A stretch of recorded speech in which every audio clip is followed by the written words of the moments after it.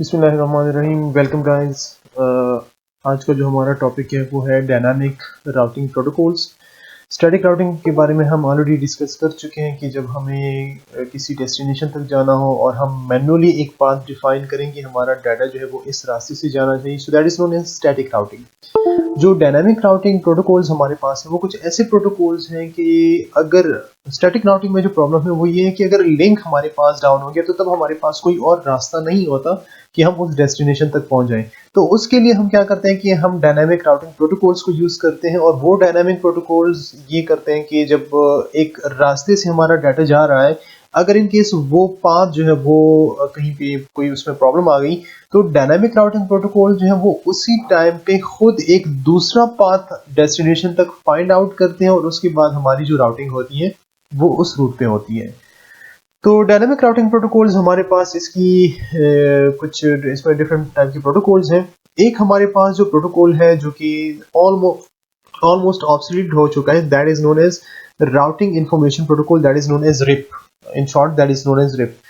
Rib हमारे पास एक बहुत ही सिंपल प्रोटोकॉल है, और हमारे पास ये इस स्कोप में नहीं है कि हम यहाँ पे पढ़ लें, लेकिन मैं फिर भी आप लोगों को थोड़ा सा उसके बारे में बताता जाऊंगा, थोड़ा सा उसको मैं प्रैक्टिकली इम्प्लीमेंट करूंगा, because that is very simple to implement. और उसमें प्रॉब्लम ये है कि जो रिप है वो डिसीजन लेता है नंबर ऑफ हॉप्स की बेसिस पे। मींस कि अगर एक डेस्टिनेशन तक हमारे पास नंबर ऑफ हॉप्स जो है वो कम है एक रास्ते से, और दूसरी रास्ते से हमारे पास जो नंबर ऑफ हॉप्स है वो ज्यादा है, तो वो क्या करता है, वो कहता है कि मैं शॉर्टेस्ट पाथ चूज करता हूँ, और शॉर्टेस्ट पाथ मैं जो सिलेक्ट करता हूँ that is based on the number of hops. तो नंबर ऑफ हॉप्स की बेसिस पे वो शॉर्टेस्ट पाथ को जो है वो सिलेक्ट करता है। लेकिन ये हमारे पास एक बेहतर सोल्यूशन नहीं है, that is not an optimal solution, क्योंकि उसमें प्रॉब्लम ये है कि हमारे पास एक प्रॉब्लम आती है, that problem is known as bottleneck. उसमें ये कि जब वो एक पाथ को सिलेक्ट करता है तो उस पाथ सिलेक्शन में ये हमारे पास पॉसिबिलिटी है कि उस पाथ में कि कोई हमारे पास बॉटलनेक बन सकता है। मींस एक ऐसा उसमें लिंक जिसकी बैंडविड्थ हमारे पास कम हो, तो अगर हम उस रूट से डाटा फॉरवर्ड करेंगे, बाकी बेशक सारे के सारे जो कनेक्शन है, सारे के सारे जो लिंक्स हैं, उनकी बैंडविड्थ ज्यादा है, लेकिन अगर कोई एक ऐसा लिंक हमारे पास उसके दरमियान में आ जाता है कि उसकी बैंडविड्थ हमारे पास कम है, तो वो बैंडविड्थ हमारे पास फिर बॉटलनेक बनता है। इसका मतलब यह है कि हमारे पास पूरी की पूरी जो नेटवर्क की जो उस डाटा की जो उस पाथ पे जो हम डाटा फॉरवर्ड करते हैं उसकी जो स्पीड है वो उस कम बैंडविड्थ की लिंक पे डिपेंडेंट होती है। तो इसी वजह से जो रिप है उसको इतना रिलायबल, इतना प्रेफर उसको नहीं किया जाता, क्योंकि वो इतना रिलायबल नहीं है। क्योंकि जो नंबर ऑफ हॉप्स है, बेशक नंबर ऑफ हॉप्स तो कम है, लेकिन उन नंबर ऑफ हॉप्स की बेसिस पे ये की प्रॉब्लम कि अगर हमारे पास कोई बॉटलनेक हो तो फिर हमारे पास जो डाटा की जो स्पीड होगी वो बहुत कम होगी, और डाटा जो है वो हमारा बहुत ज़्यादा जो टाइम है वो ले लेगा। इसकी प्रैक्टिकल एग्जांपल अगर हम देख लें, फॉर एग्जांपल मैं यहाँ पे टेक्सला में हूँ, और टेक्सला से मैं अगर इस्लामाबाद जाना चाहता हूँ, तो हमारे पास दो रास्ते हैं। एक रास्ता तो ये है कि आप यहाँ से जीटी रोड पे तो स्टार्ट में जाना ही होगा, तो जीटी रोड से आप एक तो कश्मीर हाईवे से फॉर एग्जांपल ब्लू एरिया जा सकते हैं, और दूसरा ये कि आप पहले जीटी रोड से जाएं और वहाँ पे कहीं मंडी मोड़ या उस रास्ते में कहीं पे, मतलब वहां तक आप इस रोड से जाएं, तो मे भी आपको ये जो पाथ है जीटी रोड और मंडी मोड़ का जो पाथ आपके पास है, ये आपके पास इन डिस्टेंस मींस इन किलोमीटर्स ये पाथ आपके पास कम हो। लेकिन अगर आपके पास ये जो कश्मीर हाईवे का पाथ है, फॉर एग्जांपल अगर ये पाथ इसमें जो नंबर ऑफ किलोमीटर्स है वो आपके पास ज्यादा भी हो, तो कश्मीर हाईवे पे फिर आप जल्दी पहुंच सकते हैं। तो जो रिप है वो ये कहता है कि नहीं, मेरे पास जब नंबर ऑफ हॉप्स कम है, मीन्स जब मेरे पास distance in terms of kilometers, in terms of meters जब मेरे पास डिस्टेंस कम है, जब in terms of number of hops मेरे पास डिस्टेंस कम है, तो मैंने इसी को सिलेक्ट करना है, इसी को मैंने चूज करना है। So that is not an optimal solution. और जो OSPF है वो कहता है कि मैं भी जो लिंक सिलेक्शन करता हूँ मैं भी वो शॉर्टेस्ट पाथ की बेसिस पे करता हूँ, लेकिन OSPF जो है वो जो शॉर्टेस्ट पाथ है that is not based on the number of hops. जो OSPF है वो नंबर ऑफ जो हॉप्स है वो उसकी बेसिस पे वो डिसाइड नहीं करता, बल्कि वो लिंक्स की स्टेट पे डिसाइड करता है कि हमारे पास डेस्टिनेशन तक पहुंचने का ये जो रूट है, इसमें जो हमारे पास लिंक्स है that link should be an optimal links, that optimal links. तो अभी हम देखते हैं कि व्हाट इज OSPF और इसको हमने कैसे कॉन्फ़िगर करना है। कॉन्फ़िगरेशंस देखते हैं, इसके फायदे देखते हैं और इसको फिर हम देख लेते हैं। अच्छा, यहाँ पे एक और बात मैं आपको बताता चाहूँ कि जो अभी हम राउटिंग प्रोटोकॉल्स पढ़ रहे हैं, इसका जो मकसद है, इसका मकसद ये नहीं है कि राउटिंग प्रोटोकॉल्स के थ्रू हमने डाटा फॉरवर्ड करना है। राउटिंग प्रोटोकॉल्स का मकसद ये है कि ये आपको डेस्टिनेशन तक पहुंचने के लिए ये आपको रूट फाइंड करके बताते हैं। तो जो राउटिंग प्रोटोकॉल्स हैं, इसकी अपनी इंफॉर्मेशन होती है, रूट्स की इंफॉर्मेशन होती है, ये हमारे डाटा की इंफॉर्मेशन जो है इसमें नहीं होती। एक दफा जब हमने राउटिंग प्रोटोकॉल को यूज किया तो राउटिंग प्रोटोकॉल्स में ये कि जब हमने पाथ फाइंड किया तो पाथ हम फाइंड करेंगे राउटिंग प्रोटोकॉल्स के थ्रू, और फिर जब हमने राउटिंग प्रोटोकॉल्स के थ्रू वो पाथ फाइंड किया फिर उस पाथ को हम जो है वो सिलेक्ट करेंगे फॉर डाटा ट्रांसमिशन। फिर जो डाटा ट्रांसमिशन हमारी होगी वो उस पाथ पे होगी। तो अभी हम आते हैं OSPF की तरफ। OSPF as an interior gateway protocol. Interior gateway protocol का मकसद ये है कि इसको हम एक ऑटोनोमस सिस्टम के अंदर यूज करेंगे। What is an autonomous system? अभी OSPF में आगे हम देखेंगे। That is found on the principles of link state routing. The link state behavior provides many alternative advantages for medium and even large enterprise networks. Its application as an IGP is introduced along with information relevant to the understanding of OSPF convergence and implementation for supporting OSPF in an enterprise network. तो अगर आपके पास multiple routers है एक enterprise network पे और अगर आप चाहते हैं कि आप उन राउटर्स पे आपने इंफॉर्मेशन फॉरवर्ड करने हैं तो आपके पास दो मेथड्स है। पहले ऑलरेडी हम देख चुके हैं, एक हमारे पास है स्टैटिक राउटिंग, लेकिन स्टैटिक राउटिंग इतना कन्वीनियंट मेथड नहीं है। दूसरा हमारे पास है डायनामिक राउटिंग प्रोटोकॉल्स। तो डायनामिक राउटिंग प्रोटोकॉल्स में ये होगा कि वो सोर्स टू डेस्टिनेशन पहले पाथ फाइंड करेंगे, पाथ फाइंड करने के बाद फिर आप उस पाथ को मतलब फिर आपका जो डाटा है वो उस पाथ पे फॉरवर्ड कर दिया जाएगा। तो जो राउटिंग प्रोटोकॉल्स है उसका काम है पाथ फाइंड करना। Upon completion of this section, you will be able to explain the OSPF convergence process, describe the different network types supported by OSPF, successfully configure single area OSPF networks.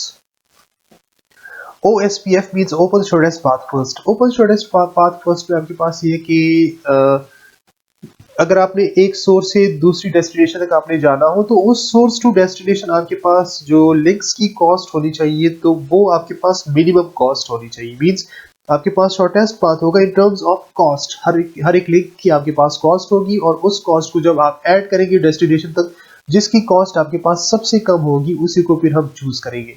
तो OSPF जो है वो क्या करता है कि minimal routing traffic, इसकी जो राउटिंग ट्रैफिक है वो कम है। रैपिड कन्वर्जेंस, जब इसमें कोई टोपोलॉजी में चेंज आता है तो वो कन्वर्जेंस जो है वो जल्दी हो जाती है, आपके पास ये स्केलेबल है, और जो रूट मैट्रिक्स है वो आपके पास ज्यादा एक्यूरेट होते हैं।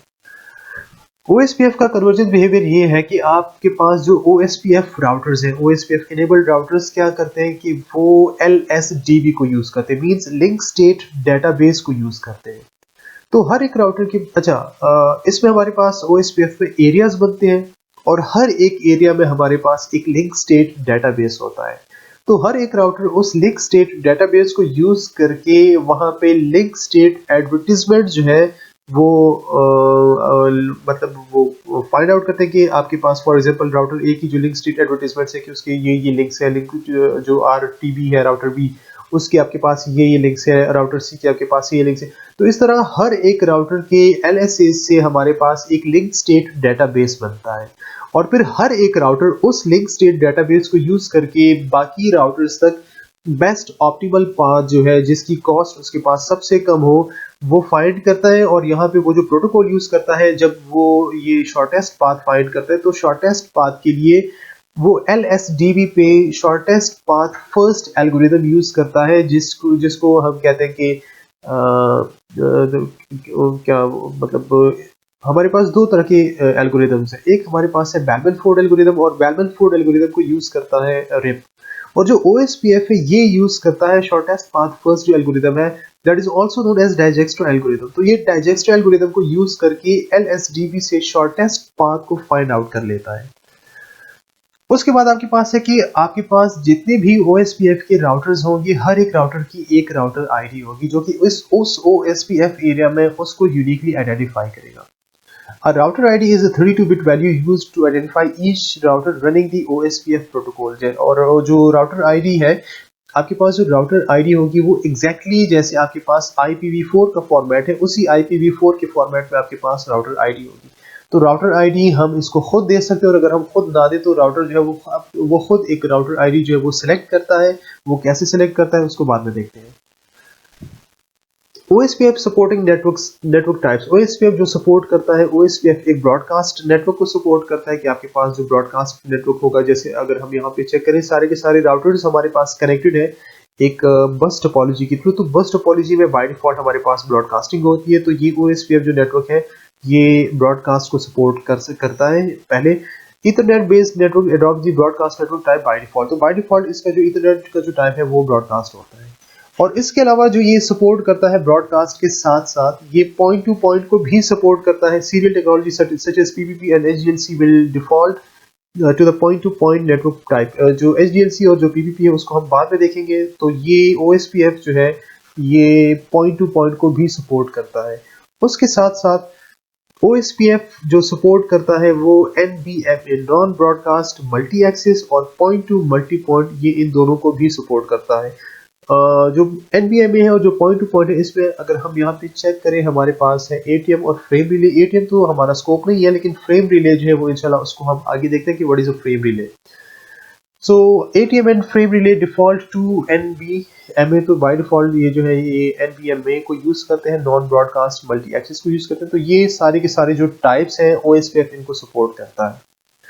उसके बाद हमारे पास है designated router and backup designated router. OSPF हमारे पास जो प्रोटोकॉल है जब हम उसको यूज करेंगे एक एरिया में, तो वो उस एरिया में एक डेजिग्नेटेड राउटर, आप यूँ समझ लें कि एक बेस राउटर सिलेक्ट करता है और एक बैकअप डेजिग्नेटेड राउटर सिलेक्ट करता है। बैकअप डेजिग्नेटेड राउटर इसलिए होता है कि अगर डेजिग्नेटेड राउटर समहाउ जो है वो किसी प्रॉब्लम की वजह से ये डिस्कनेक्ट हो जाए, तो फिर बैकअप डेजिग्नेटेड राउटर जो है वो फिर डेजिग्नेटेड राउटर उसको बनाया जाता है और तब वो उसकी बिहाफ पे काम करता है।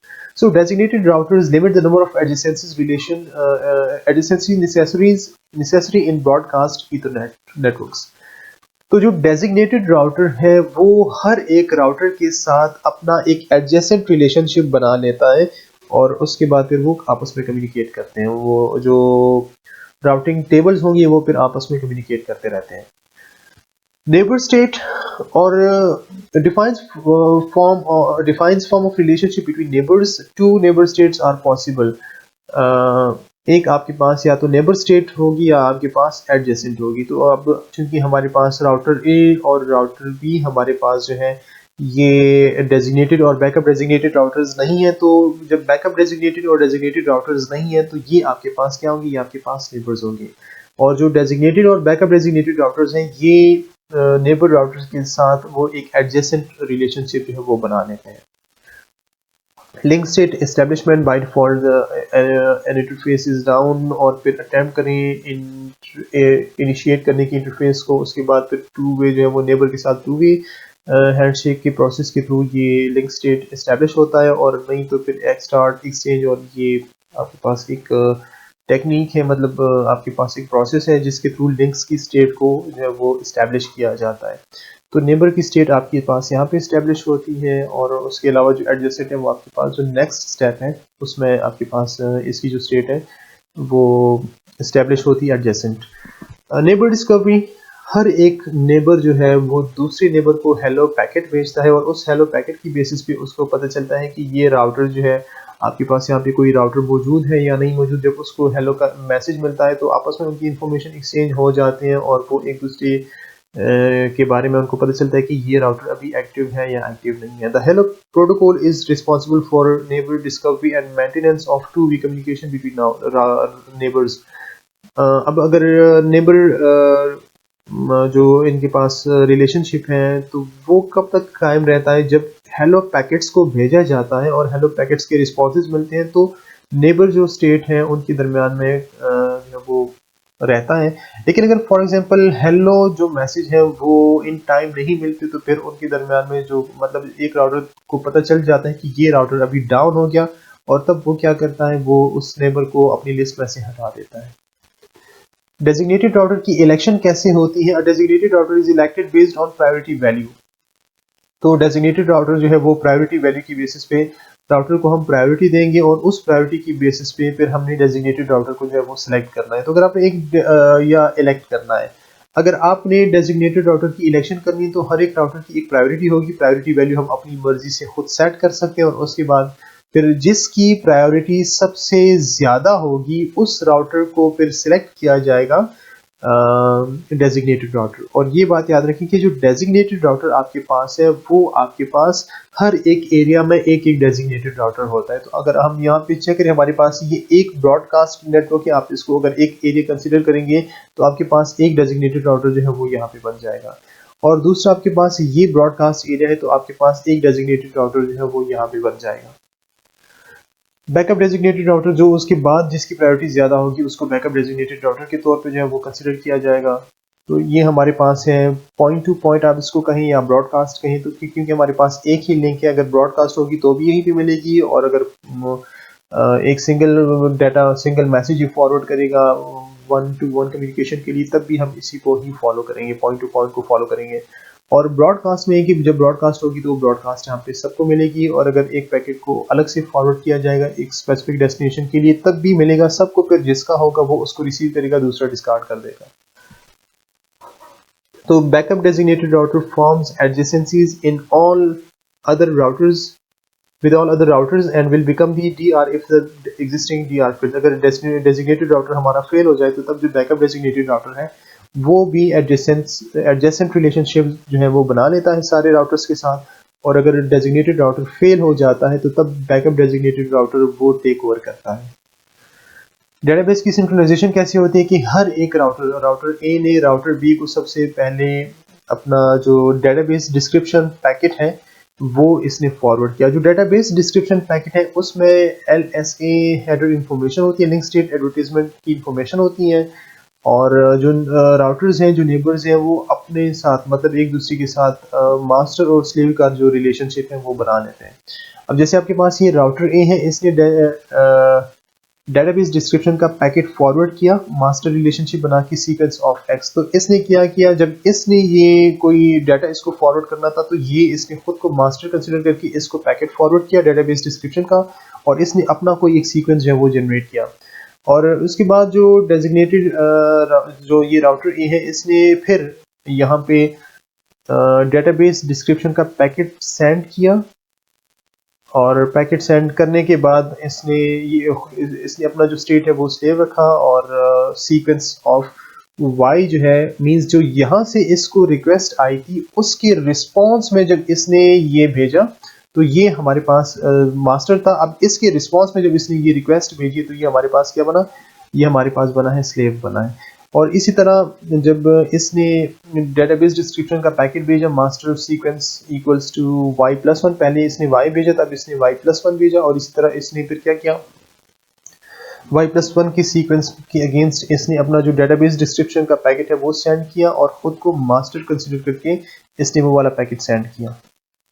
यहाँ पे एक बात मैं आप लोगों को बताता जाऊँ कि जो मास्टर और स्लेव की जो रिलेशनशिप है, जो मास्टर और स्लेव जो बनाए जाते हैं तो ये राउटर आईडीज की बेसिस पे मास्टर और स्लेव जो है वो बनाए जाते हैं।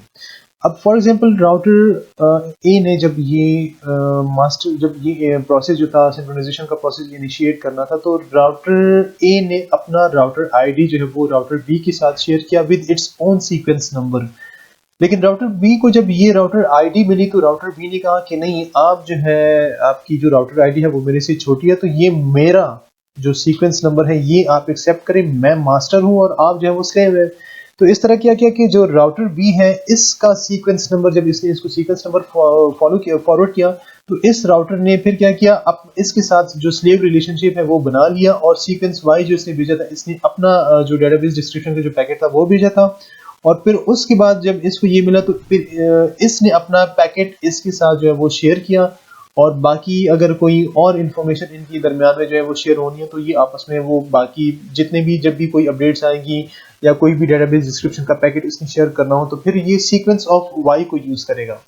तो तब इनके दरमियान में जो रिलेशनशिप है वो रिलेशनशिप इनके दरमियान में जो है वो इस तरह बनेगी। तो जिसकी राउटर आईडी जो है वो छोटी होगी वो हमारे पास होगा स्लेव और जिसकी राउटर आईडी हमारे पास बड़ी होगी वो हमारे पास होगा जो मास्टर है वो फिर हमारे पास वो बनेगा। तो नेक्स्ट हमारे पास है एस्टैब्लिशिंग फुल एडजेसेंसी। अगर फुल एडजेसेंट रिलेशनशिप बनाना हो तो हमें पता है कि जो एडजेसेंट रिलेशनशिप्स हैं वो हमारे पास बनते हैं डेजिग्नेटेड और बैकअप डेजिग्नेटेड राउटर हैं वो बाकी राउटर्स के साथ वो बना लेते हैं। तो अगर हमारे पास एक राउटर है, राउटर ए ने राउटर बी के साथ अपना जो रिलेशनशिप है वो बनाना है, तो राउटर ए ने पहले अपना लिंक स्टेट रिक्वेस्ट सेंड किया, राउटर बी ने लिंक स्टेट अपडेट सेंड किया, मतलब इसने जो रिक्वेस्ट भेजी इसने उसके अगेंस्ट उसको रिस्पॉन्ड किया, फिर इसने रिक्वेस्ट भेजी रिस्पॉन्ड किया, तो इस तरह इनके दरमियान में फुल एडजेसेंट रिलेशनशिप है वो बन जाएगा। इन दोनों के जो राउटिंग टेबल्स है वो एक दूसरे के साथ एक्सचेंज हो जाएंगे, तो इनके दरमियान में फुल एडजेसेंट रिलेशनशिप बन जाएगा। Missing or newer instances of LSA are requested using LSR। अगर कोई मिसिंग इंस्टेंस है या कोई न्यूअर इंस्टेंस है LSA का, उसको लिंक स्टेट रिक्वेस्ट में जो है आर रिक्वेस्टेड, उसको रिक्वेस्ट किया जाता है लिंक स्टेट रिक्वेस्ट में। जब ये लिंक स्टेट रिक्वेस्ट भेजी जाती है उसके बाद जो LSA है उसको अपडेट की फॉर्म में सेंड किया जाता है और उसको अपडेट किया जाता है। तो जो दूसरा राउटर है वो फिर अपना जो राउटिंग टेबल है वो उसको अकॉर्डिंगली अपडेट कर लेता है। OSPF का जो मैट्रिक्स है, जो कॉस्ट है, that is not number of hops. OSPF की जो कॉस्ट है वो कॉस्ट है लिंक की कॉस्ट हमारे पास होती है। तो जो हमारे पास लिंक की कॉस्ट होती है उस लिंक पे ये डिपेंड करता है कि हमारे पास इसकी जो कॉस्ट है वो क्या बनेगी। फॉर एग्जांपल हमारे पास ये इंटरफेस है, ये एक लिंक है राउटर ए और राउटर बी के दरमियान में, तो interface gigabit Ethernet 0x0x0। OSPF cost इसने इसको बता दी, इसने इसको कॉस्ट दे दी है 20।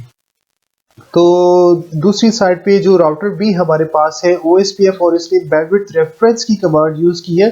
The cost metric is based on the formula 10 raised to that is not 108, 10 raised to the power 8 divided by bandwidth. तो आपके पास जो बैंडविड्थ होगी 10 raised to the power 8 पे जो 10 raised to the power 8 को बैंडविड्थ पे divide करें, आपके पास इसका एक्यूरेट कॉस्ट आ जाएगा। The bandwidth reference command improves metric accuracy. अगर हम कॉस्ट खुद देंगे तो मे भी हम कहीं पे कोई गलती कर बैठे, लेकिन अगर हम बैंडविड्थ रेफरेंस की कमांड जो है वो चूज करेंगे तो जो मैट्रिक हमारे पास आएगा वो ज्यादा एक्यूरेट मैट्रिक हमारे पास आ जाएगा।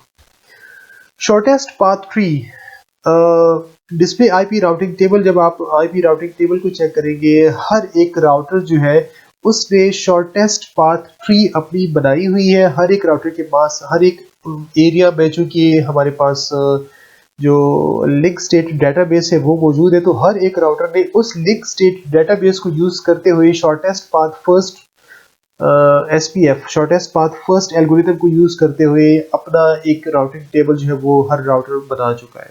तो अब ये हमारे पास है राउटर सी का राउटिंग टेबल। तो राउटर सी को अगर हम चेक करें, राउटर सी से इस राउटर तक हमारे पास जो कॉस्ट और फिर ये वाली कॉस्ट मींस राउटर बी तक कॉस्ट, एक हमारे पास ये रास्ता हो गया और एक हमारे पास ये रास्ता हो गया। अगर हम इसको देख ले तो हमारे पास जो राउटर सी का राउटिंग टेबल है 20.0.0.8 तक हमारे पास, ये भी फॉर एग्जांपल OSPF पे चल रहा है, ये भी हमारे पास OSPF पे चल रहा है, कॉस्ट भी हमारे पास दोनों की सेम है। तो इसका मतलब ये है कि ये जो 20.0.0.8 है, यहाँ तक पहुंचने के हमारे पास दो रास्ते हैं और दोनों की कॉस्ट हमारे पास सेम है, दोनों सेम प्रोटोकॉल को यूज कर रहे हैं। तो यहाँ पे राउटर सी से राउटर बी तक हमारे पास जो है वो लोड बैलेंसिंग होगी दोनों पाथ्स पे। और अगर हम राउटिंग टेबल चेक करें, इसमें जो डेस्टिनेशन हमारे पास है 10.0.0.0, वहां तक पहुंचने के लिए हमारे पास जो कॉस्ट है वो गिवन है 10 हमारे पास इसकी कॉस्ट और 10 हमारे पास इसकी 10 हमारे पास इसकी कॉस्ट और 10 हमारे पास इसकी कॉस्ट जो है ये ऐड हो गई, तो टोटल हमारे पास इसकी जो कॉस्ट बनी है वो 20 बनी। तो इस डेस्टिनेशन तक जाने का हमारे पास ये रास्ता है, और अगर हम इस डेस्टिनेशन तक आना चाहें इस रास्ते से, तो फिर हमारे पास जो कॉस्ट है वो ज्यादा हो जाएगी। 10 इसकी कॉस्ट हो जाएगी, 10 इसकी कॉस्ट 20 और 10 हमारे पास इसकी कॉस्ट 30 और इसकी कॉस्ट 40। लेकिन हमारे पास यहाँ से यहाँ तक जाने के लिए जो कॉस्ट है वो डायरेक्ट कॉस्ट दैट इज 20, तो 20 को जो है वो प्रेफर किया जाएगा और 40 को प्रेफर नहीं किया जाएगा। इफ समहाउ हमारे पास ये वाला लिंक डाउन हो गया, तो तब बेशक हम यहाँ से हमारा डाटा यहाँ से फॉरवर्ड हो जाएगा। बेशक कॉस्ट हमारे पास ज्यादा है, लेकिन हमें कनेक्टिविटी जो है वो करनी है। पहले प्रेफर किया जाएगा शॉर्टेस्ट पाथ को, लेकिन अगर कोई शॉर्टेस्ट पाथ अवेलेबल नहीं है, फिर उनमें से जो अवेलेबल पाथ है उनमें जो शॉर्टेस्ट पाथ होगा फिर उसको प्रेफर किया जाएगा। जो राउटर आईडी हम यहाँ पे ऑलरेडी पढ़ चुके हैं, ये हमने जो राउटर आईडी की हमने बात की यहाँ पे, राउटर आईडी हमारे पास जिस राउटर की सबसे ज्यादा होगी वो राउटर हमारे पास बनेगा डेजिग्नेटेड राउटर।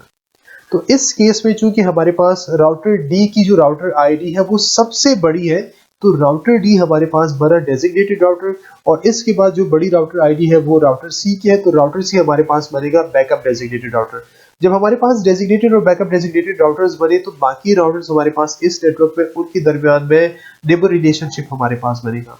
अच्छा, यहाँ पे एक दूसरी बात आपको बताता जाऊं कि जब हमने राउटर्स को राउटर आईडीज खुद असाइन कर ली, अगर हम राउटर्स को राउटर्स आईडीज असाइन नहीं करेंगे तो फिर राउटर अपने इंटरफेस से खुद एक राउटर आईडी जो है वो सिलेक्ट करेगा। फॉर एग्जांपल, क्योंकि हमारे पास राउटर आईडी और जो आईपी है वो बिल्कुल एक जैसे हैं, अगर एक राउटर और उसकी मल्टीपल इंटरफेसेस हमारे पास जो है वो एक्टिव है और हर एक इंटरफेस की अपनी अपनी आईपी है, तो फिर उस राउटर की राउटर आईडी जब हम असाइन नहीं करेंगे, उसकी राउटर आईडी हमारे पास राउटर की इंटरफेसेस में से जिस इंटरफेस की आईपी सबसे बड़ी होगी वो हमारे पास बनेगा डेजिग्नेटेड राउटर। तो वो उसकी राउटर आईडी बनेगी, वो उसकी राउटर आईडी बनेगी, और जब सबकी राउटर आईडीज हमारे पास आ जाएगी, फिर उन राउटर आईडीज में जिसकी राउटर आईडी सबसे बड़ी होगी वो हमारे पास बनेगा डेजिग्नेटेड राउटर। तो कॉस्ट की अभी समझ आ गई, शॉर्टेस्ट पाथ फर्स्ट। अब OSPF जो है हमारे पास इसमें एरियाज होते हैं। अब एरियाज हम अपनी मर्जी से जो है वो खुद डिफाइन कर सकते हैं। एरियाज डिफाइन करने का मेन मकसद क्या है उसकी डिटेल अभी देखते हैं।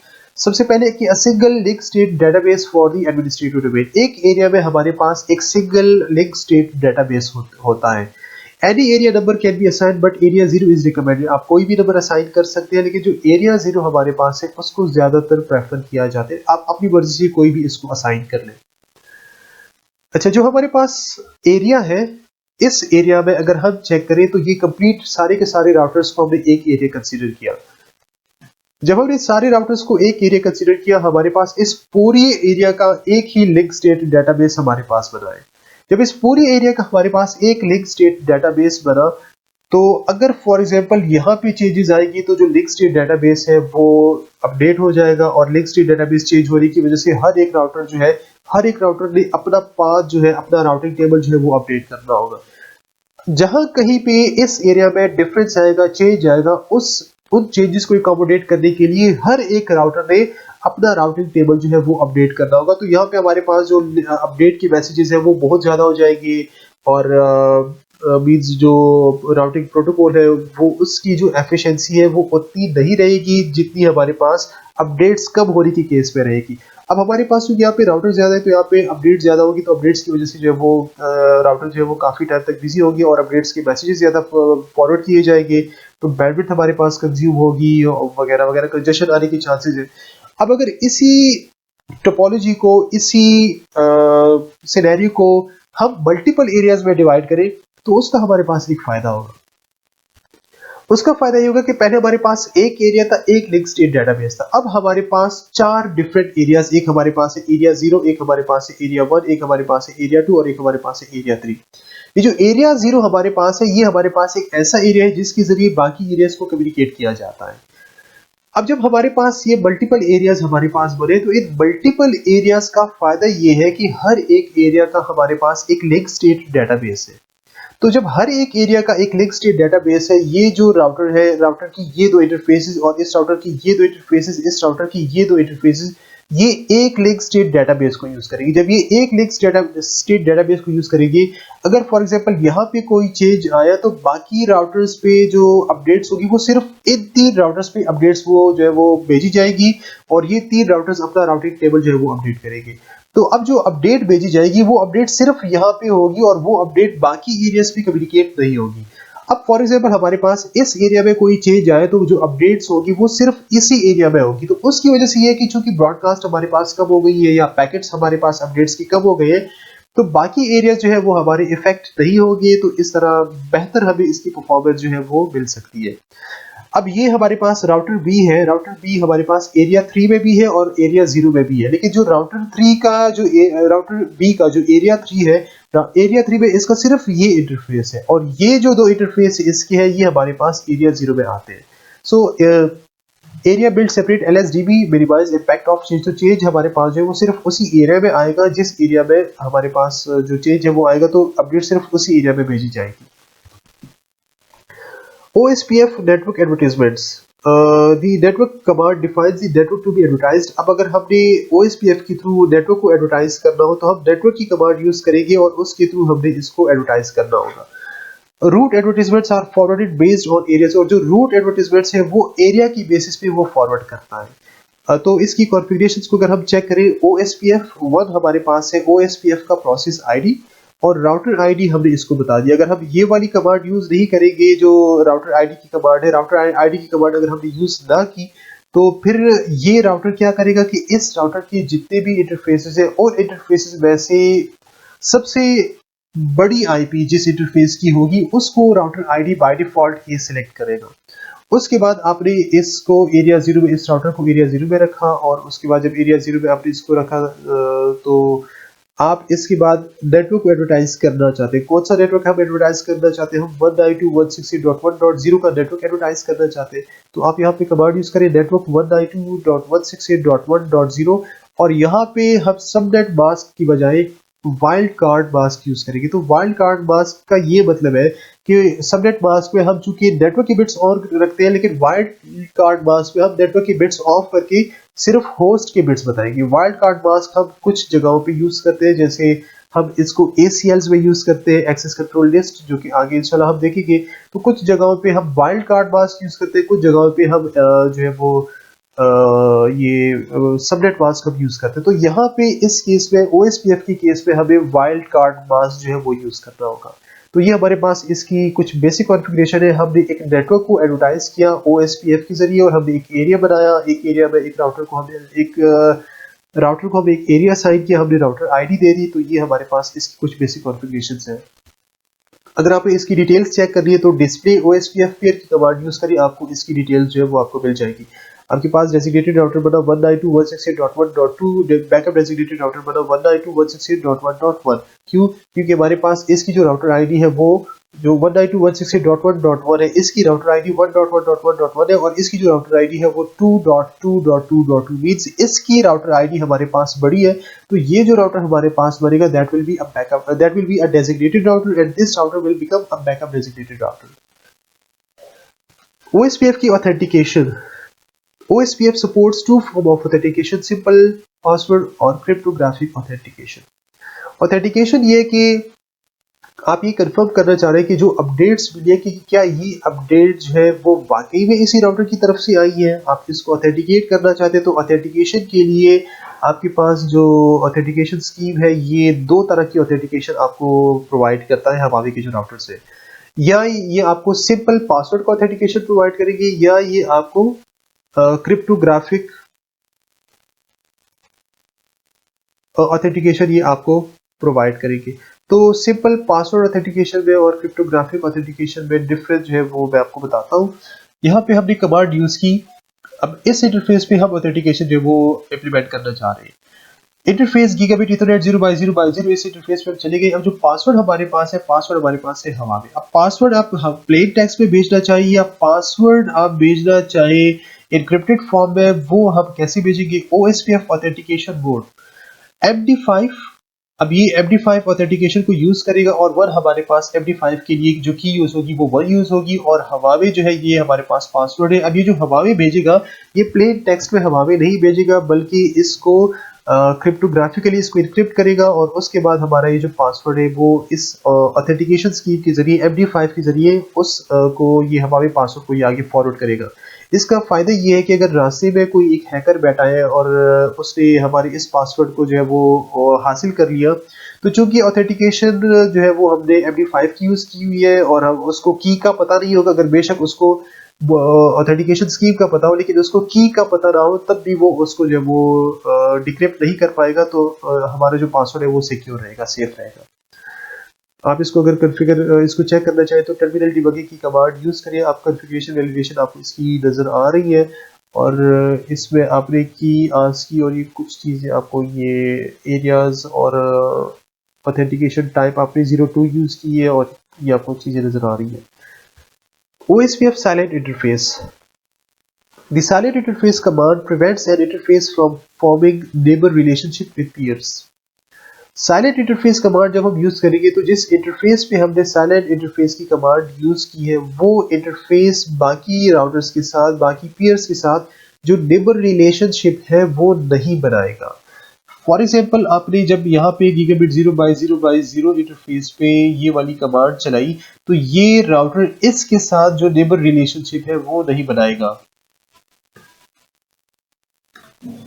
जब हमने साइलेंट इंटरफेस यूज किया तो ये जब आपस में नेबर रिलेशनशिप नहीं बनाएगा। इसको चेक करने के लिए आप नेक्स्ट स्लाइड पे कॉन्फ़िगरेशन वैलिडेशन को अगर हम चेक करें, यहाँ पे साइलेंट इंटरफेस हमारे पास है जो कि हेलो मैसेजेस हैं वो फॉरवर्ड नहीं करेगा। और ये हमारे पास कौन सा इंटरफेस है 192.168.1.1 जिसकी आईपी है गीगाबिट ईथरनेट 0x0x0 इंटरफेस। इस पे हमने ये वाली जो कमांड जब चलाई है तो ये अब कोई नेबर रिलेशनशिप जो है वो नहीं बनाएगा। तो ये कोई हेलो मैसेजेस जो है फॉरवर्ड नहीं करेगा क्योंकि हमारे पास ये साइलेंट इंटरफेस है।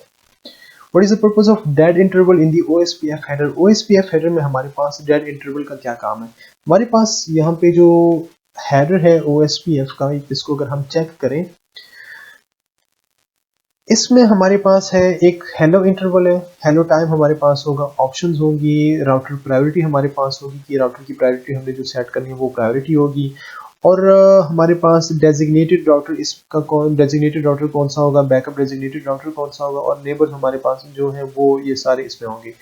जो हमारे पास राउटर डेड इंटरवल है वो एक्चुअली हमारे पास एक ऐसा टाइम है कि इस राउटर को कब पता चलेगा, इस राउटर ने फॉर एग्जांपल राउटर ए ने राउटर बी को कब डेड कंसीडर करना है। तो राउटर ए ने राउटर बी को जिस टाइम में डेड कंसीडर करना है वो जो डेड इंटरवल का टाइम है वो हमारे पास यहाँ पे होता है।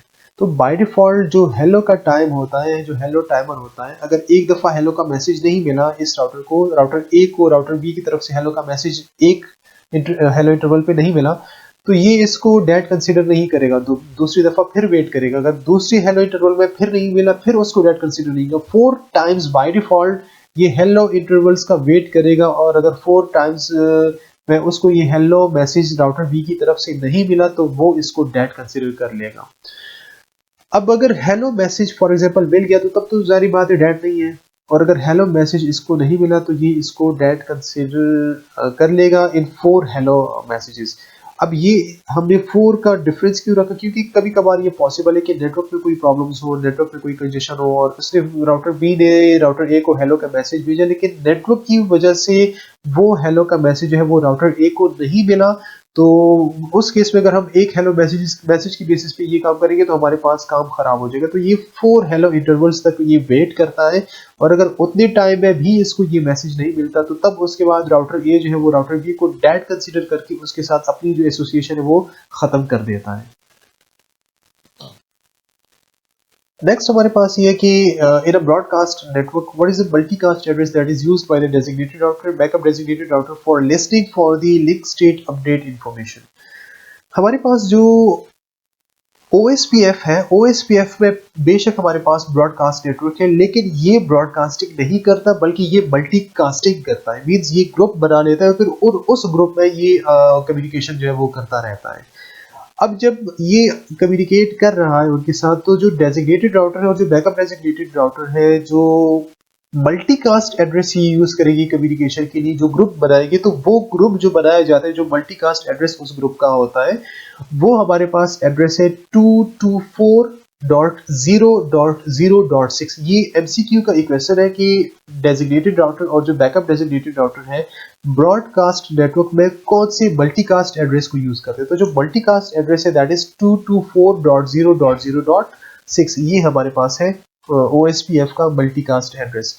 सो अभी इसकी कॉन्फ़िगरेशंस की तरफ हम थोड़ा सा आते हैं, हम इसको कैसे कॉन्फ़िगर करेंगे इसकी कॉन्फ़िगरेशन हम जरा भी चेक कर लेते हैं। तो इसके लिए मैं जो है वो ENSP को स्टार्ट करना चाहता हूँ। जब मैं OSPF को स्टार्ट करूँगा, सॉरी ENSP को जब मैं स्टार्ट करूँगा, मैंने यहाँ पे एक राउटर लगाया, ये एक राउटर हो गया, ये मेरे पास एक दूसरा राउटर हो गया। फॉर टेस्टिंग मैं सिर्फ 2 राउटर्स लगा रहा हूँ, बाकी इसकी जो डिटेल्ड जो इसका सिनेरियो है, सिनेरियो वाइज आप इसको लैब मैनुअल में देख सकते हैं, आप उसको स्टेप बाय स्टेप फॉलो करें और उस लैब मैनुअल से आप इसकी कॉन्फ़िगरेशन जो है वो करें तो आपका काम जो है इंशाल्लाह ज़्यादा बेहतर हो जाएगा, आपको इसकी फिर डिटेल में समझ आ जाएगी। तो फिलहाल जस्ट अंडरस्टैंडिंग के लिए मैं यहाँ पे सिर्फ 2 राउटर्स को यूज़ करना चाह रहा हूँ और इन 2 राउटर्स के दरमियान में मैं यहाँ के बाद मैं यहाँ पे एक स्विच यहाँ पे लगाया, एक स्विच यहाँ पे लगाया। मैं यहाँ पे सिस्टम भी लगाना चाहता हूँ ताकि फिर बाद में मैं कनेक्टिविटी को चेक करूँ कि क्या ये एक सिस्टम दूसरे सिस्टम को आपस में कम्युनिकेट कर सकते हैं या नहीं कर सकते। स्टैटिक राउटिंग में तो हमने ये चीज़ देखी थी, मैं अभी आप लोगों को ये बताना चाहता हूँ OSPF के अकॉर्डिंगली और रिप के अकॉर्डिंगली भी मैं आपको ये बताना चाहता हूँ। तो पहले अब हम इसको ज़रा OSPF के अकॉर्डिंगली देखते हैं और फिर रिप को हम कन्फिगर करेंगे। वो इसकी कन्फिगरेशन रिप की OSPF से भी ज़्यादा सिंपल है। तो टोपोलॉजी हमने स्टार्ट कर ली है, सारे के सारे सिस्टम्स को ऑन होने दें और IPs हम यहाँ पे जो है वो सबसे पहले IPs इनको असाइन कर लेते हैं। फॉर एग्जांपल ये मेरे पास जो राउटर है इस इंटरफेस को मैं IP देता हूँ 10.0.0.1/8 और जो राउटर का दूसरा इंटरफेस है उसको मैं डिफरेंट नेटवर्क से IP दूंगा 11.0.0.1/8 और राउटर के जो दूसरा राउटर है इसके इस इंटरफेस को चूंकि ये 11 के नेटवर्क के साथ कनेक्टेड है तो इसको मैं IP देता हूँ 11.0.0.2/8।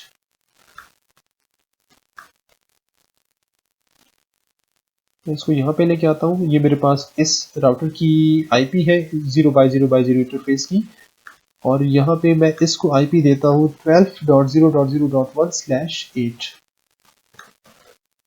अच्छा, सिस्टम्स को जो मैं IPs दूंगा मैं इस सिस्टम को IP देता हूँ, चूंकि ये सिस्टम इस 10 के इंटरफेस के साथ कनेक्टेड है तो इसकी IP हमारे पास 10 से होनी चाहिए 0.0.2/8 और दूसरी सिस्टम को मैं IP देता हूँ चूंकि ये सिस्टम मेरे पास 12 की नेटवर्क के साथ कनेक्टेड है तो इसकी जो IP होनी चाहिए वो 12 के नेटवर्क से होनी चाहिए 12.0.0.2। अच्छा, यहाँ पे अगर हम ये देना चाहें /8 हमारे पास है चूंकि, तो अगर मैं इसको यहाँ पे देना चाहूँ मैं इसको ये IP भी दे सकता हूँ 255.255.254 मैं इसको ये IP दे सकता हूँ। क्यों दे सकता हूँ ये IP? तभी ये कम्युनिकेट करेगा, वो इसीलिए कम्युनिकेट करेगा कि हमारे पास ये जो नेटवर्क है इसमें जो सिर्फ पहला ऑक्टेट हमारे पास है वो नेटवर्क का है, तो पहला ऑक्टेट इसका भी नेटवर्क का है, बाकी हम 225.255.254 जो हमारे पास इस नेटवर्क की सबसे लास्ट IP है जो हम होस्ट को असाइन कर सकते हैं वो हम दे सकते हैं। जो 255 IP होगी वो हमारे पास इस नेटवर्क की ब्रॉडकास्ट IP होगी, वो हम नहीं दे सकते, लेकिन 254 IP हम यहाँ पे दे सकते हैं। फिलहाल यहाँ पे हम इसको आसानी के लिए इसको जो IP देंगे 12.0.0.2 IP हम इसको जो है वो दे देंगे। अभी सबसे पहले मैं इसको IP असाइन करता हूँ, इसकी IP मेरे पास है 10.0.0.2 और इसका जो मास्क है दैट इज 255.0.0.0 और इसका जो गेटवे मेरे पास होगा जो राउटर का इंटरफेस होगा और उसकी IP है 10.0.0.1। सिमिलरली हमारे पास यहाँ पे 12.0.0.2 इसका मास्क 255 और इसका गेटवे 12.0.0. राउटर का इंटरफेस उसकी IP है 1। तो मैंने ये इसको गेटवे दे दिया 12.0.0.1। अभी मैं आता हूँ राउटर 2 और राउटर 3 में इनकी नेम्स जो है वो यही रखता हूँ ताकि कोई कंफ्यूजन मेरे लिए ना हो। सिस्टम व्यू पे जाके मैं इस राउटर को भी साथ में स्टार्ट कर लेता हूँ। सिस्टम व्यू पे जाके आप इसका जो नेम है वो R2 रखें और यहाँ पे जाके सिस्टम व्यू पे सिस्टम नेम आप इसका रखें R3। अब मुझे पता चल गया कि मेरे पास R2 कौन सा है, मेरे पास R3 कौन सा है। यहाँ पे मुझे इनके बारे में आइडिया हो जाएगा, यहाँ पे मेरे लिए कंफ्यूजन जो है वो नहीं होगी। सबसे पहले मैं जाऊँगा इंटरफेस ETH 0/0/0 इंटरफेस पे और इसको मैं IP एड्रेस देता हूँ। मेरे पास राउटर का ये इंटरफेस इसकी IP 10.0.0.1। मैं इसको IP एड्रेस देता हूँ, IP एड्रेस 10.0.0.1/8। मैंने इसको IP एड्रेस दे दिया। जब मैंने इसको IP एड्रेस दे दिया, अब इसकी दूसरे आप इसको चेक करना चाहें तो इस इंटरफेस की IP डिस्प्ले दिस करें या डिस्प्ले इंटरफेस ETH 0/0/0 आप इसको इस तरह भी चेक कर सकते हैं। ये आपको इस इंटरफेस की कंप्लीट जो डिटेल्स है वो बताता है।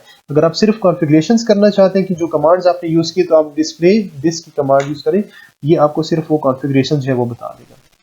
तो हमने 10.0.0.1 IP इसको दी है। इसके दूसरे इंटरफेस पे जाए, interface ETH 0/0/2 0x0x1 interface check करना चाहें इसको चेक करें। ये हमारे पास ईथरनेट 0x0x1 इंटरफेस। तो आप जब इस इंटरफेस पे जाएंगे, इसकी आईपी एड्रेस 11.0.0.1, हमने यही कहा था कि हमने यही आईपी आप मास्क 8 दे या 255.0.0.0 दे, आपकी मर्जी। हमने इसको आईपी एड्रेस दे दिया। चेक करने के लिए डिस्प्ले दिस की कमांड यूज करिए, आप इसको चेक कर सकते हैं। अभी सिमिलरली आप जाए राउटर 3 पे, इंटरफेस ETH 0x0x0। पहले इसको वेरीफाई करें कि ये किस नेटवर्क के साथ कनेक्टेड है। जो 0x0x0 है वो 11 नेटवर्क के साथ है, तो इसकी आईपी 11.0.0.2 आपके पास होनी चाहिए। अच्छा, इसकी आईपी मेरे पास, मैं एक दफ़ा चेक करता हूँ, इसकी आईपी ठीक है 11 है, और जो पहला इंटरफेस है इंटरफेस 1 0x0x0 उसकी आईपी है 10। दूसरी राउटर की जो आईपी है ईथरनेट 0x0x0 की, उसकी आईपी मेरे पास होगी आईपी एड्रेस 11.0.0.2 स्पेस 8, और इंटरफेस ETH 0x0x1 इंटरफेस की मेरे पास आईपी होगी आईपी एड्रेस 12.0.0.1 स्पेस 8। मैंने इनको आईपी एड्रेसेस जो है वो असाइन कर लिए हैं।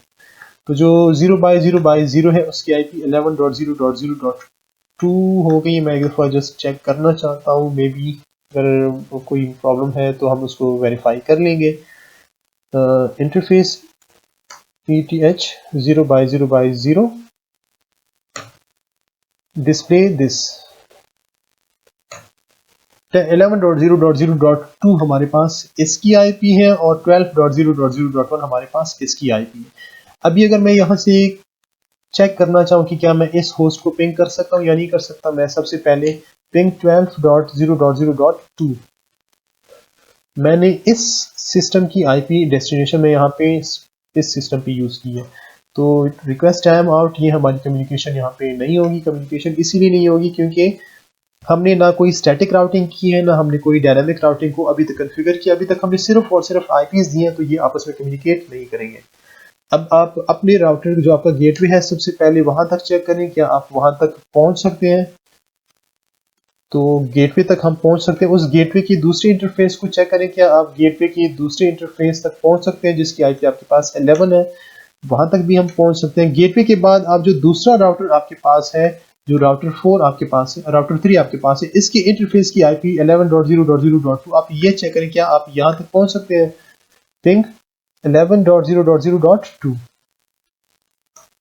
तो इस इंटरफेस तक हम यहाँ पे नहीं पहुंच पा रहे। क्यों? क्योंकि जब हमारी रिक्वेस्ट जो है वो यहाँ तक चली जाती है, तो इस राउटर को ये नहीं पता कि मेरी रिक्वेस्ट इसने कहाँ पे भेजनी है। क्यों नहीं पता? क्योंकि यहाँ पे ना तो हमने कोई स्टैटिक राउटिंग की है, ना हमने कोई डायनामिक राउटिंग की है, तो हमारी रिक्वेस्ट जो है वो इस राउटर से आगे जो है वो नहीं जाएगी। तो अब क्या करें, अब हम यहाँ पे OSPF को कॉन्फ़िगर करते हैं। OSPF को कॉन्फ़िगर करने का तरीका जो वो सिंपल है, इतना मुश्किल नहीं है। इंशाल्लाह भी उसको ज़रा देख लेते हैं। मैं इसको लेके आ रहा हूँ यहाँ पे। आप इस इंटरफेस से डायरेक्टली भी कमांड यूज़ कर सकते हैं, लेकिन मैं इसको यहाँ पे लेके आता हूँ। सबसे पहले आप OSPF की कमांड चलाने के बाद, अब अगर आपको नहीं पता कि क्या करना है तो क्वेश्चन मार्क यूज़ करें। आपको बताएगा कि आप इसको प्रोसेस आईडी असाइन करें। मैं फिलहाल इसको प्रोसेस आईडी असाइन करता हूँ। मैं इसको कहता हूँ कि दिस इज प्रोसेस आईडी 1, और उसके बाद आप इसको राउटर आईडी असाइन करें। मैं इसको राउटर आईडी असाइन करता हूँ। मेरे पास राउटर 2 है, तो मैं इसको 2.2.2.2 की राउटर आईडी, आप ज़रूरी नहीं है कि मेरे पास राउटर 2 है ये असाइन करें, आप अपनी मर्जी से इसको राउटर आईडी असाइन करें। और अगर हम राउटर आईडी असाइन नहीं करेंगे, तो जैसे हम ऑलरेडी पढ़ चुके हैं कि इनमें से जो राउटर आईडी होगी, इस राउटर की राउटर आईडी जो इसके इंटरफेसेस हैं, उसमें से जिस इंटरफेस की आईपी सबसे बड़ी होगी, that will be the router ID. तो इसका मतलब ये है कि इस केस में राउटर 2 की अगर हम राउटर आईडी सेलेक्ट नहीं करेंगे, तो राउटर 2 की जो डिफ़ॉल्ट राउटर आईडी होगी, जो ये खुद उठाएगा, वो होगी 11.0.0.1। तो फिलहाल मैंने इसको राउटर आईडी जो वो दे दी है। सॉरी, यहाँ पे राउटर आईडी की कमांड चलाने के बाद आप इसको 2.2.2.2 फर्दर अगर आपने कुछ चेक करना हो VPN इंस्टेंस, लेकिन फिलहाल हमें इसकी ज़रूरत नहीं है। आप इसका ये आपको कह रहे हैं कि आप ये यूज़ करें या आप इंटर करें, तब भी आपके पास जो आपकी कमांड है वो कंप्लीट है। तो मैं इंटर यूज़ करता हूँ। मैंने इसको राउटर आईडी जो है वो दे दी। अब मैं इसको एक एरिया असाइन करता हूँ। मैं इसको कहता हूँ कि for example this is an area, 0, मैंने इसको एरिया 0 असाइन किया। जब मैंने इसको एरिया 0 असाइन किया, यहाँ पे इसके पास ये आ गया। अब इसके पास जो नेटवर्क्स हैं, जो इसके साथ कनेक्टेड नेटवर्क्स हैं, उन नेटवर्क्स को आप जो है वो एडवर्टाइज करें। तो इसके साथ जो है वो एक है हमारे पास है नेटवर्क 10.0.0.0, इसको एडवर्टाइज किया, और इसका जो वाइल्ड कार्ड मास्क है वो है 0.255.255.255। हमने यहाँ पे वाइल्ड कार्ड मास्क यूज किया। इसी तरह आप यहाँ पे नेटवर्क 11 को भी एडवर्टाइज करें, क्योंकि ये 11 के साथ भी कनेक्टेड है।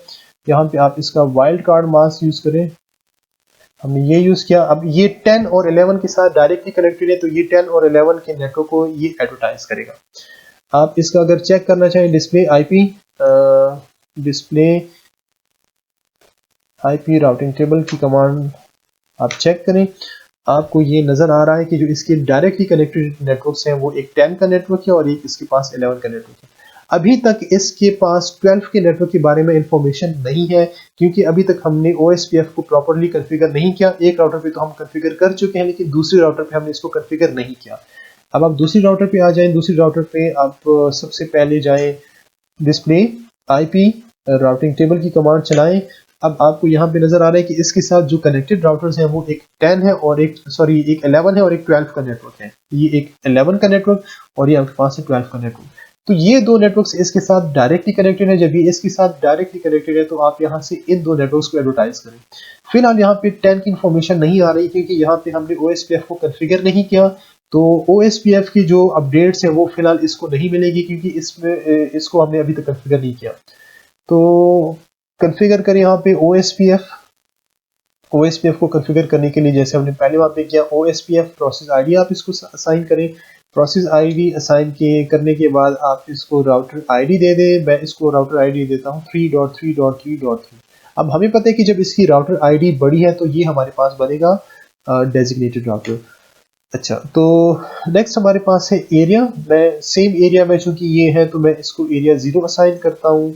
अगर मैं एरिया 1 असाइन करूंगा तो ये आपस में कम्युनिकेट नहीं कर पाएंगे, यहाँ पे फिर हमारे पास कोई प्रॉब्लम होगी थोड़ी सी। और चूंकि इस एक एरिया के जो अपडेट्स हैं वो दूसरी एरिया को नहीं मिलते, क्योंकि हमारे पास ये एक ही एरिया में हम चाहते हैं कि आपस में कम्युनिकेट करें, तो हमने इनको एक ही एरिया में रखा।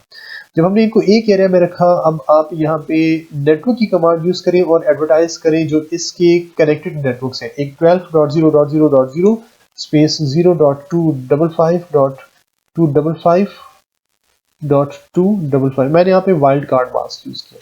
अब जब मैंने वाइल्ड कार्ड मास्क यूज किया, मैंने यहाँ पे 12 के नेटवर्क को एडवर्टाइज किया। अब सिमिलरली आप 11 का जो नेटवर्क है उसको भी एडवर्टाइज करें। 11.0.0.0 स्पेस, आपको अगर नहीं पता कि क्या करना है, ये आपको कह रहे हैं कि आप OSPF का वाइल्ड कार्ड मास्क या वाइल्ड कार्ड बिट्स वो यूज करें। 0.255.255.255 हमने इसको भी एडवर्टाइज किया। डिस्प्ले दिस करें, आपको ये बता देगा कि आपने इन एरियाज को जो अब वो एडवर्टाइज किया हुआ है। यहाँ पे अब आप अगर ये चेक करें, आपके पास जो OSPF है इसने अपना काम शुरू कर दिया, इनिशिएशन और जो एक्सचेंज है, एक्सचेंज इनकी स्टार्ट हो गई और वो सारा काम इन्होंने आपस में कर लिया। अभी मैं चेक करना चाहता हूँ,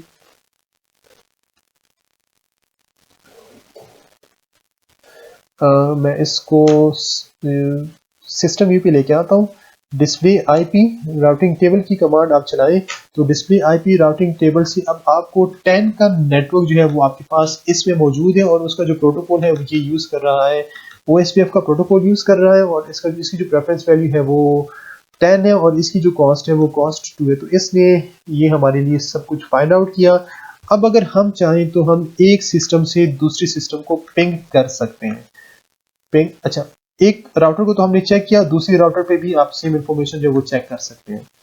क्विट, या आप यहीं पे डिस्प्ले आईपी राउटिंग टेबल की कमांड आप चलाएं, यहाँ पे भी आप चला सकते हैं। तो ये अब आपको बता रहे हैं कि 12 के नेटवर्क तक आप OSPF के थ्रू पहुंच सकते हैं, और 10 और 11 जो है वो आपके पास डायरेक्टली कनेक्टेड नेटवर्क से। तो हमने पहले भी प्रेफरेंसेस पढ़ी है कि जीरो जो प्रेफरेंस है वो डायरेक्टली होती है। प्रेफरेंस 10 का मतलब है कि हम OSPF यूज कर रहे हैं, और जो प्रेफरेंस 60 है इसका मतलब कि हम स्टैटिक रूट को यूज कर रहे हैं। और अगर प्रेफरेंस हमारे पास 100 है तो इसका मतलब ये है जब हम रिप को यूज करेंगे तो उसकी जो डिफॉल्ट प्रेफरेंस होगी दैट विल बी 100। अब हमने इसको चेक कर लिया। अब आप इसकी कनेक्टिविटी को चेक करें है एक सिस्टम से दूसरे सिस्टम पे। पिंग ये मेरे पास है PC5 की अगर आप IP चेक करें, इसकी IP मेरे पास है 10.0.0.2 और मैं यहाँ से पिंग करना चाहता हूँ 12.0.0.2 को। अभी हमारी जो पिंग है, पिंग की कमांड हमारी चल पड़ी है और हमें वहाँ से रिस्पांस जो है वो मिल रहा है। तो रिप्लाई हमारे पास आया है 12.0.0.2 से 32 बाइट्स का इसने डाटा भेजा, सीक्वेंस 1 2 3 4 एंड सो ऑन। ये बाकी हम पिंग में डिटेल में चेक कर चुके हैं।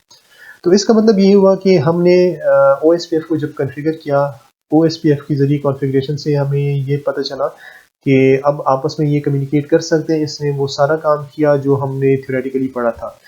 अगर आप यहाँ पे चेक करें डिस्प्ले OSPF पीयर की कमांड आप चलाएं तो ये आपको बता देगा आपके पास OSPF का जो प्रोसेस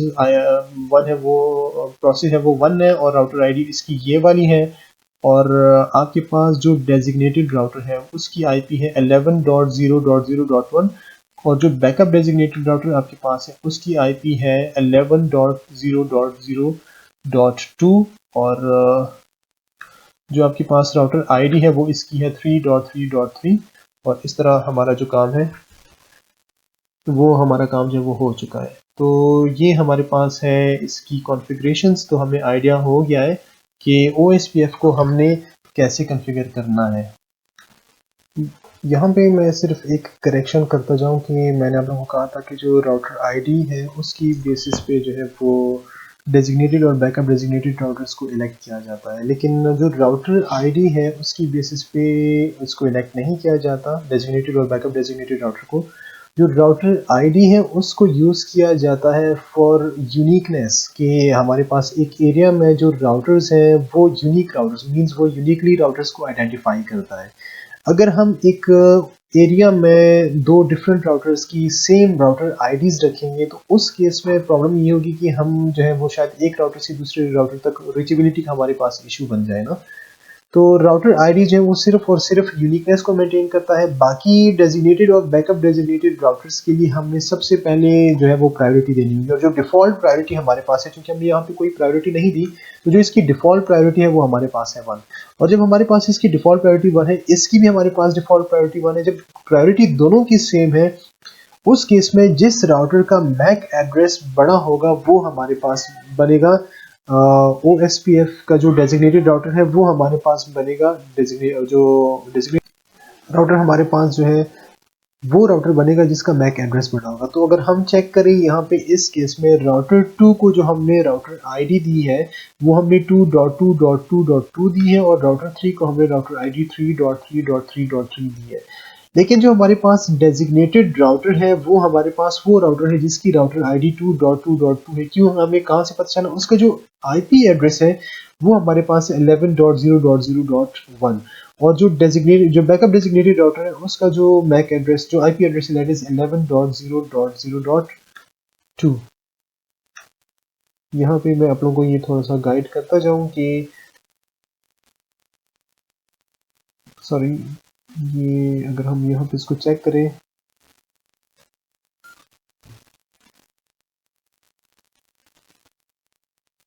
यहाँ पे इस इंटरफेस की IP हमारे पास है 11.0.0.1 और इसकी IP हमारे पास है 11.0.0.2। लेकिन हमारे पास जो डेजिग्नेटेड राउटर बना है, क्योंकि प्रायोरिटी दोनों की सेम है, तो इस राउटर का मैक एड्रेस हमारे पास बड़ा है, तो ये हमारे पास बना डेजिग्नेटेड राउटर। और इस राउटर का जो मैक एड्रेस है वो हमारे पास छोटा है, तो ये हमारे पास बना बैकअप डेजिग्नेटेड राउटर। अभी मैं इस इंटरफेस का मैक एड्रेस चेक करता हूँ। हम चेक करते हैं कि क्या हमने जो बात की है कि क्या ये हमारी जो स्टेटमेंट है ये ऐसी है या नहीं है। डिस्प्ले इंटरफेस ETH0/0/0 को आप चेक करें। अगर हम इसका मैक एड्रेस चेक करेंगे, इसका मैक एड्रेस हमारे पास यहाँ पे आया और मैं इसी तरह इंटरफेस मैं जस्ट एक दफ़ा चेक करना चाहता हूँ। ये हमारे पास जो है इथरनेट 0/0/1 है, तो हमने यहाँ पे राउटर 2 का ईथरनेट 0/0/1 इंटरफेस को चेक करना है और राउटर 3 हमारे पास जो है इसका ईथरनेट 0/0/0 इंटरफेस को हमने चेक करना है।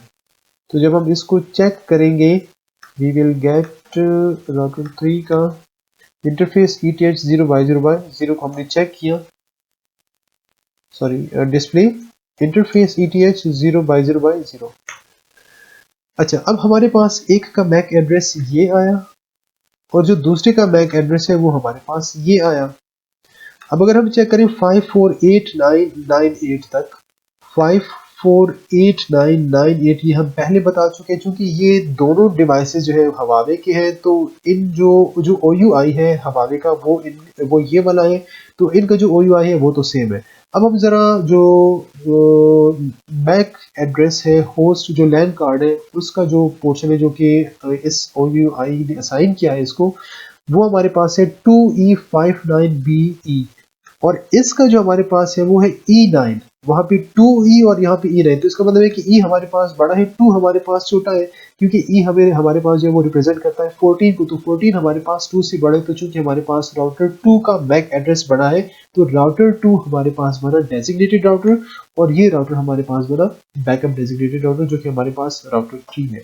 तो इस तरह राउटर बैकअप और designated router, backup designated router की जो है वो इलेक्शन हुई और हमारे पास कॉन्फ़िगरेशन होने के बाद अब हमने चेक भी किया कि डिवाइसेस हमारे पास जो वो कम्युनिकेट कर सकते हैं। सो दैट्स इट, और इंशाल्लाह फिर नेक्स्ट लेक्चर में हम फर्दर चीज़ों को डिस्कस करते हैं। लेकिन उससे पहले मैं आप लोगों को थोड़ा सा रिप की कॉन्फ़िगरेशन के बारे में बताता हूँ। जनरली आप लोगों को पता होना चाहिए कि रिप को हम कैसे कॉन्फ़िगर करते हैं, क्योंकि उसकी कॉन्फ़िगरेशन जो है वो इसकी कंपैरेटिवली OSPF की कंपैरेटिवली वो बहुत सिंपल कॉन्फ़िगरेशन है, उसमें कोई ख़ास बात नहीं है। डिटेल्स तो मैं आप लोगों को फ़िलहाल उसकी तरफ मैं नहीं जाऊँगा, सिर्फ मैं आप लोगों को इसकी कॉन्फ़िगरेशन जो है वो थोड़ी सी समझाना चाहता हूँ। तो मैं यहाँ पे दूसरी टोपोलॉजी मैंने बनाई है और ये दूसरी टोपोलॉजी मैंने बनाई है रिप के लिए, ताकि मैं यहाँ पे रिप को कॉन्फ़िगर कर लूँ। मैं IP एड्रेसेस दोबारा असाइन कर टोपोलॉजी इसीलिए मैंने बनाई है ताकि हम इसको चेक करें कि हमारे पास जो सारे के सारे जो डिवाइसेस है उसकी IPs हमने कैसे सेट करनी है। डिवाइसेस हमारे जो है वो ऑन हो चुके हैं। मैं इनको सेम IP एड्रेसेस देता हूँ। मैं इसको IP एड्रेस देता हूँ 10.0.0.2, 255.0.0.0 और 10.0.0.1 हमारे पास इसका गेटवे आ गया। सिमिलरली हमारे पास इसका जो IP एड्रेस है वो हमारे पास है 12.0.0.2, इसका मैक एड्रेस जो सबनेट मास्क है, और इसका जो गेटवे है दैट इज 12.0.0.1। अभी मैं आता हूँ इस राउटर पे, मैं IP एड्रेसेस असाइन करता हूँ। इंटरफेस ETH 0x0x0, इसको मैं 10 के नेटवर्क से IP दूंगा। System view system name R4 में इसको कहता हूँ, और interface ETH 0x0x0। IP address मैं इसको मैक्सिमाइज करता हूँ 10.0.0.1 space 8। Interface ETH 0x0x1। IP address 11.0.0.1 space 8। इसी तरह आप दूसरी राउटर की कॉन्फ़िगरेशंस पे जाएं, इंटरफेस पे CLI पे जाएं। सिस्टम व्यू मैं इसको कहता हूँ कि this is router 5।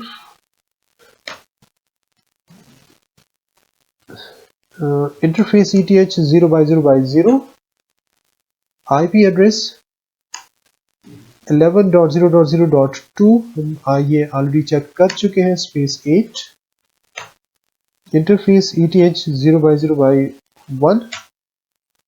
IP address 12.0.0.1 हमने इसको IP एड्रेस असाइन किया विद अ मास्क।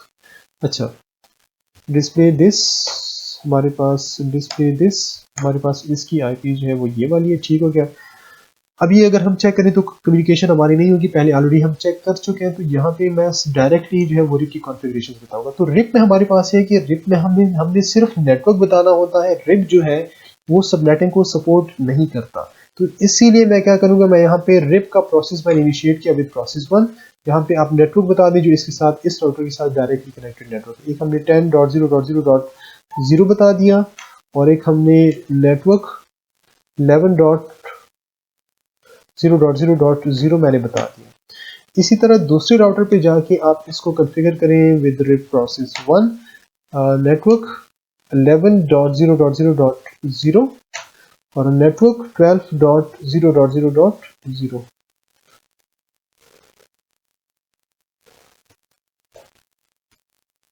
12.0.0.0 मैंने यहाँ पे नेटवर्क बता दिए। अब डिस्प्ले आईपी राउटिंग टेबल आप चेक करें। अब आपको ये नज़र आ रहा है कि 10 का जो नेटवर्क है उसके साथ हम कम्युनिकेट कर सकते हैं यूजिंग ग्रिप। तो अगर आप इसकी कॉन्फ़िगरेशन जो हमने की है आप इसको वैलिडेट करना चाहें तो आप यहाँ से इसको पिंग करें, पिंग 12.0.0.2 आपकी कम्युनिकेशन जो है वो यहाँ पे हो रही है। सो हमने रिप को जो है वो कॉन्फ़िगर कर लिया है। That's it for this lecture. If you have any question तो आप लोग फिर पूछ लें। Thank you so much. Okay, Allah हाफिज़।